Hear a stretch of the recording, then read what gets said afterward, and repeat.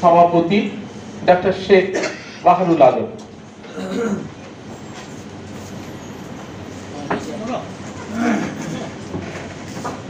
সকলের প্রতি শুভেচ্ছা।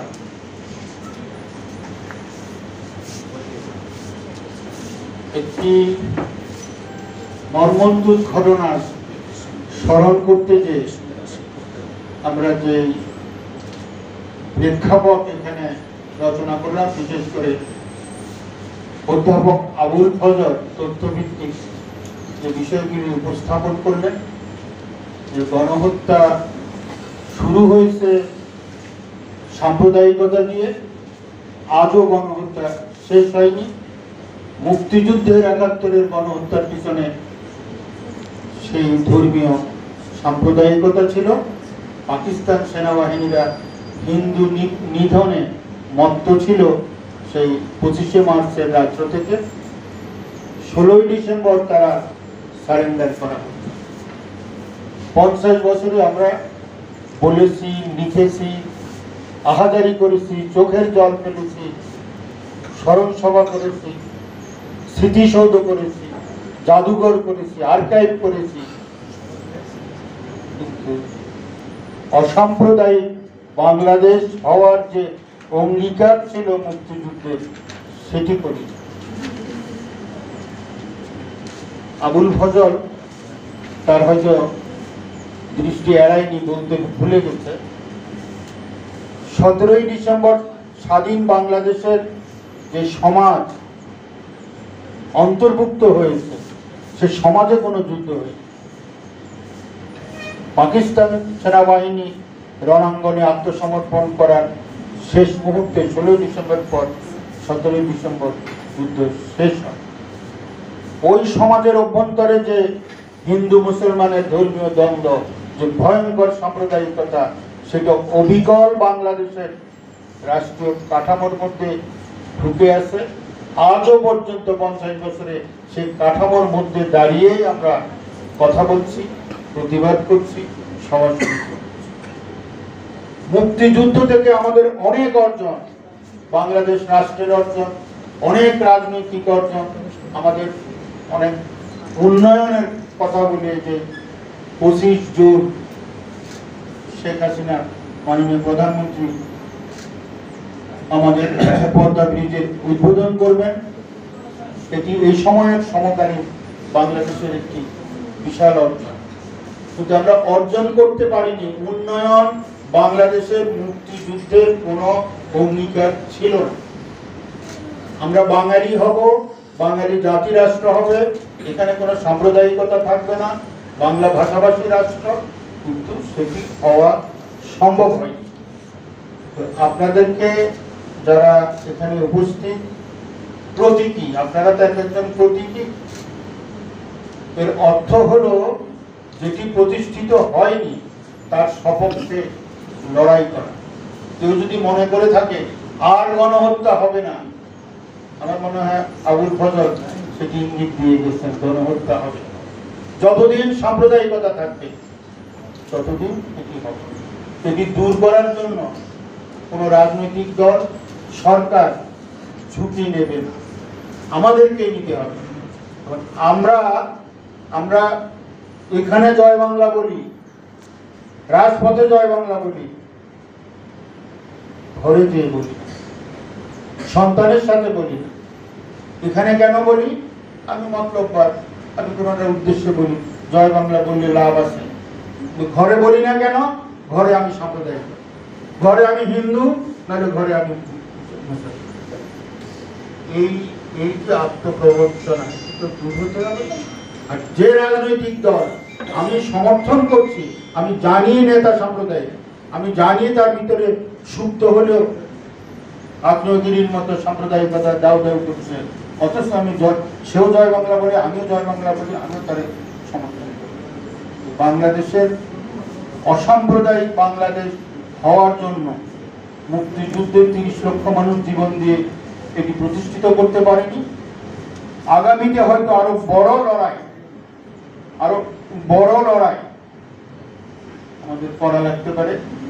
তার জন্য আমাদের প্রজন্ম, তরুণ প্রজন্ম যারা, তাদেরকে আমি বলবো যে এখানে ব্যর্থতা অনেক, প্রবীণদের ব্যর্থতা সীমাহীন। মুক্তিযুদ্ধই যেখানে ব্যর্থ অসাম্প্রদায়িক বাংলাদেশ বানাতে পারি, উন্নয়নের যতই শিখরে উঠুক না কেন, অসাম্প্রদায়িক বাংলাদেশ রাষ্ট্রের প্রযুক্তিগত উন্নয়ন, অবকাঠামোগত উন্নয়ন এক নয়। সুতরাং তরুণদের উপলব্ধিতে আসতে হবে, তারা যেভাবে আত্মপ্রতিষ্ঠায় কিভাবে প্রতিষ্ঠা লাভ করবে। সমকালীন মহোদয় সবচেয়ে প্রতিষ্ঠার জায়গা হলো বিসিএস, বিসিএস এর মধ্যে আবার সবচেয়ে প্রতিষ্ঠার জায়গা হলো কোনোভাবে নামের শেষে ম্যাজিস্ট্রেট শব্দটা লাগানো যায় নাকি। এই যে প্রবণতা, এখান থেকে বেরিয়ে এসে নিজের দেশকে ভালোবাসা, নিজের জাতিকে ভালোবাসা, এই জায়গায় মনোনিবেশ করার একটি কঠিন ব্রত আমি দেখছি না, তবু আহ্বান জানাচ্ছি যে এই ব্রত হওয়ার মতো যদি জায়গায় তারা যেতে পারে, যদি তারা লড়াইয়ে নামে, যে দেশে কোনো সাম্প্রদায়িকতা লেশ মাত্র থাকবে না। আইন করে অসাম্প্রদায়িক হওয়া যাবে না, আইন করে কোনোভাবেই হবে না, সরকার তো পারবেই না। সরকার সবসময় নতজানু থাকে, সে মুসলমানদের কাছেও থাকে, হিন্দুদের কাছে থাকে। সরকারের পক্ষে অসাম্প্রদায়িক রাষ্ট্র বানানো অসম্ভব। It is the politics. অসাম্প্রদায়িক রাজনীতির কোন রাজনৈতিক দল আজও গড়ে ওঠে, এই 50 বছরে গড়ে ওঠে। এবং অসাম্প্রদায়িক বাঙালি জাতিসত্তার রাজনৈতিক দল যতদিন গড়ে না উঠছে ততদিন এই পরিবর্তন হবে না। কারণ মানুষ রাজনৈতিক আশ্রয়, মানুষ রাজনীতির বাইরে থাকবে না। ধর্ম বলুক, অর্থ বলুক, যাই কিছু থাকবে না। আর এই সমাজটা, এই সাম্প্রদায়িক সমাজটা ভাঙতে হবে। এটা ভাঙতে গেলে যাদের দুঃখ লাগে তারা ওই সাম্প্রদায়িকতার মধ্যেই বসবাস করবে। তো আমরা শুধু যে চুপনগরের গণহত্যার স্মরণে এটি আয়োজন করেছি তা না, ওই স্মরণের মধ্য দিয়ে আগামী পরিবর্তন যেন সূচিত হয়, সূচিত হওয়ার জন্য আমরা যাতে প্রতিজ্ঞাবদ্ধ করি, আমার এই সাম্প্রদায়িক সমাজটাকে যাতে ভেঙে বাঙালির সমাজে রূপান্তর করতে পারি। হিন্দু মুসলমান পরিচয়টাকে বাদ দিয়ে আমরা যেন বাঙালি, আমরা যেন পরস্পরকে জয় বাংলা বলতে পারি। এটা বলি না, এটা শুরু করে গেছিলেন বঙ্গবন্ধু। আর বঙ্গবন্ধুর প্রাসঙ্গিকতা আসলে অনেক বড়। বাঙালির জাতির পিতা, মুক্তিযুদ্ধের মহানায়ক, এটি শেখ মুজিবের জন্য অতি তুচ্ছ। শেখ মুজিব বিশ্বের অসাম্প্রদায়িক এবং একটি জাতি রাষ্ট্র, ইউরোপের যে কোনো জাতি রাষ্ট্রের চেয়ে বাংলাদেশের এই যে ভারতবর্ষের রাজ্যগুলোর মধ্য থেকে একটি বাংলার, অন্তত বাংলার। আবুল ফজল বলেছিল যে কলকাতা যদি না থাকে তাহলে এটা পাকিস্তানের মধ্যে যে লাভটা কি। তারা তো সত্য কথাই বলেছে। ওরা হলো বাঙালি আর আমরা হলাম বাঙালি। বাঙালির মধ্যে টুঙ্গিপাড়ায় জন্মেছে শেখ মুজিব এবং এই স্বাধীন রাষ্ট্র প্রতিষ্ঠার মধ্যে এ অঞ্চলে না, বিশ্বে একটি অসাম্প্রদায়িকতার ইতিহাস, এটি অনেক সময় লাগবে বলতে, সৃষ্টি করেছে। এটি অনুসরণীয়, অনুকরণীয় এবং আগামী ভারতবর্ষের লড়াইয়ে, যে ভারতবর্ষের রাজ্যগুলোর যে স্বাধীনতার লড়াই, সে লড়াইয়ে শেখ মুজিবের নাম, বাংলাদেশের নাম, মুক্তিযুদ্ধের নাম অবশ্যই উচ্চারিত হতে হবে। তো আমি এতটুকু আমরা হয়তো চেষ্টা করেছি। আপনারা যারা উপস্থিত, আপনারা যদি ভাবেন যে আমরা যে সমাজটা আছি এটি একটি নষ্ট সমাজ, আমরা এখনো সাম্প্রদায়িকতার মধ্যে আছি, আমরা যেন এই সাম্প্রদায়িকতার বিরুদ্ধে রুখে দাঁড়াই।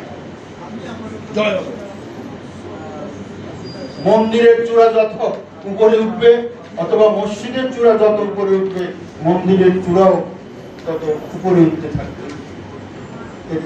এর মধ্য থেকে বেরোনোর সৎ সাহস থাকতে হবে। তো আমি আজকে যারা আমাদের এখানে কথা বলেছে, আপনাদের মধ্যে যারা শুনেছেন, বিশেষ করে যারা বিষয়গুলি উপলব্ধির যদি সামান্য জায়গায় আপনাদেরকে আমরা নিয়ে যেতে পারি, যে চলমান যা কিছু আছে এটি আসলে কিছুই না। আগামীর লড়াইটা অনেক বড়, সেটা অর্থনৈতিক লড়াই হোক আর আমার জাতিগত আত্মপরিচয়ের লড়াই। এই লড়াই আমরা ইচ্ছা করলেও অ্যাভয়েড করতে পারবো না। আমরা হয় নিষ্পেষিত হব, আমরা হয় নিয়ন্ত্রিত হব, অথবা আমরা নিয়ন্ত্রণ করব। কোনটা করব এটা প্রজন্মের উপরে নির্ভর করে। আমরা তো রাত পোহালে কোনো এক ভোরে বা কোনো এক রাতে সেই দিন দেশে চলে যাব। তো আমরা আরো চেষ্টা করব আয়োজনগুলোর মধ্য দিয়ে সকলের উপস্থিত বা সকলের অংশগ্রহণ থাকলে হয়তো সেটি ফলপ্রসূ হবে। কোনো উদ্দেশ্য না, রাজনৈতিক উদ্দেশ্য তো নয়, একেবারে সমাজ বিনির্মাণে এবং সমাজ পরিবর্তনের জন্য এই আয়োজন। আমি আবারও আমার পক্ষ থেকে ঘটক জেলার নির্বাচন কমিটির পক্ষ থেকে সবাইকে সংগ্রামী শুভেচ্ছা, ভালোবাসা ও কৃতজ্ঞতা। জয় বাংলা, জয় বাংলা, জয় হোক মুক্তিযুদ্ধ।